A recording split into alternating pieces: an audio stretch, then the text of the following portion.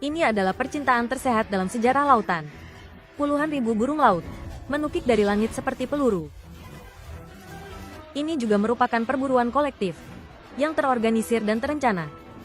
Predator di darat, laut, dan udara semuanya muncul, bergabung untuk menciptakan keajaiban alam paling spektakuler di dunia. Di pulau ekologis di Siberia, setiap tahun di bulan Mei dan Juni, berbagai jenis burung laut, ikan laut, paus dan hewan lainnya, semuanya berkumpul di sini. Burung camar adalah yang pertama tiba. Mereka berkumpul lebih awal di pantai, menunggu kesempatan. Di sisi lain lereng gunung, hampir 1 juta pinguin juga bersiap-siap. Bahkan kawanan burung camar bisu juga datang dari Eropa dan Afrika yang jauh, bergabung dengan barisan yang menunggu. Pada saat yang sama, di permukaan laut tak jauh dari sana, puluhan ribu lumba-lumba sedang membelah ombak yang datang menuju ke pulau. Selain itu, ribuan singa laut juga membuntuti di belakang, membentuk tim. Di dasar laut yang dalam, tuna berenang cepat, juga langsung menuju ke pulau. Paus bungkuk yang tak terhitung jumlahnya di lautan juga berkumpul. Setelah migrasi 3.200 km, mereka adalah tamu terakhir yang tiba. Dengan kehadiran raksasa lautan ini, mengumumkan bahwa peserta acara tahunan ini telah berkumpul sepenuhnya. Alasan mereka datang dari ribuan mil jauhnya, sebenarnya tersembunyi di rumput laut di bawah ombak. Itu adalah miliaran ikan herring sisik kecil berwarna perak. Setiap ikan betina membawa hampir 20.000 telur. Sama seperti penyu, ikan herring sisik kecil harus bertelur di pasir pantai. Ini hampir seperti cara reproduksi terakhir. Dalam perjalanan bertelur mereka, bisa dikatakan melewati 5 gerbang dan menebas 6 jenderal.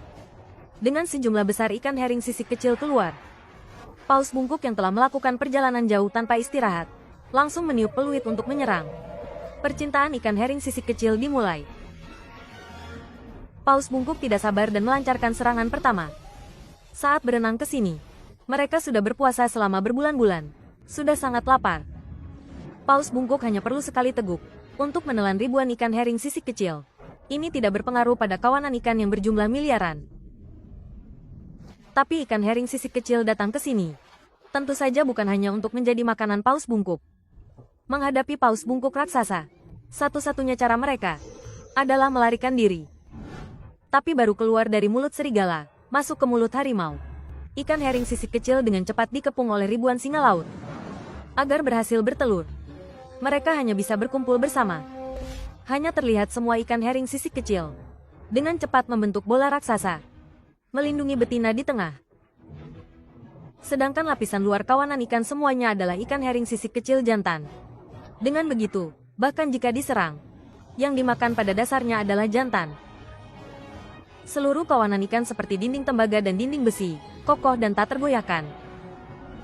Tiba-tiba, sekelompok tuna yang tidak tahu malu memanfaatkan kesempatan untuk masuk, mencoba memecahkan formasi kawanan ikan herring sisik kecil. Tapi tuna jelas telah meremehkan kecerdasan kelas pekerja bawah. Bahkan jika masa ikan pecah, ikan herring sisik kecil dapat pulih dalam 1 detik. Sebelum lawan sempat bereaksi, ikan herring sisik kecil kembali melindungi betina dengan aman. Bersumpah untuk melindungi keselamatan betina sampai mati. Ini adalah keyakinan yang tak tergoyahkan dari para jantan. Bahkan mengorbankan nyawa mereka sendiri pun tidak sia-sia. Singa laut dan tuna melihat ikan herring sisik kecil tidak dapat dipecahkan formasinya. Tanpa malu, mereka memanggil sekte lain, bersama-sama mengepung kawanan ikan. Sekarang singa laut, lumba-lumba, hiu, tuna bergantian muncul. Musuh bebuyutan ini telah bersekutu di depan ikan herring sisik kecil. Ikan herring sisik kecil yang lemah, bahkan dengan mengerahkan seluruh kekuatan mereka untuk berkumpul dan menghindar, tidak dapat menghentikan serangan dari segala arah. Planet Ajaib berkata, setelah pertempuran ini, Planet Ajaib mengatakan bahwa kawanan ikan telah menderita kerugian besar. Jutaan ikan herring telah dilahap. Namun, petualangan seperti itu belum berakhir.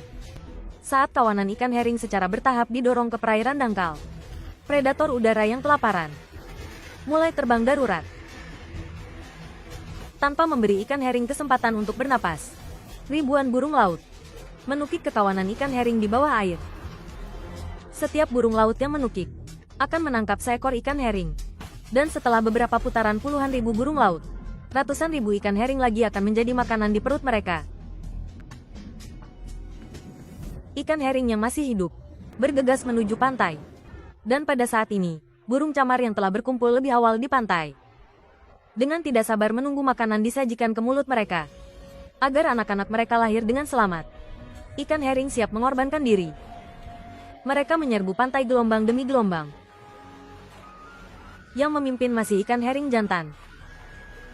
Selama burung camar sibuk memakan ikan jantan, ikan betina akan dengan cepat memanfaatkan waktu kosong belasan detik ini untuk bertelur dengan cepat. Jika beruntung, ombak berikutnya akan membawa mereka kembali ke laut. Ikan betina bertelur. Ikan jantan berdesak-desakan mendekatinya. Dia harus memanfaatkan beberapa detik sebelum ditelan oleh burung camar untuk membuahi telur. Meskipun sebagian besar ikan betina dapat kembali ke laut untuk bertelur lagi, namun hampir semua ikan jantan akan mati. Telur yang dibuahi menempel erat di kerikil, transparan, berkilau seperti permata. 2 minggu kemudian, bayi ikan akan menetas. Dan di bawah dorongan ombak, mereka akan kembali ke laut. Ombak telah membawa orang tua mereka ke pantai, dan sekarang membawa mereka kembali ke laut.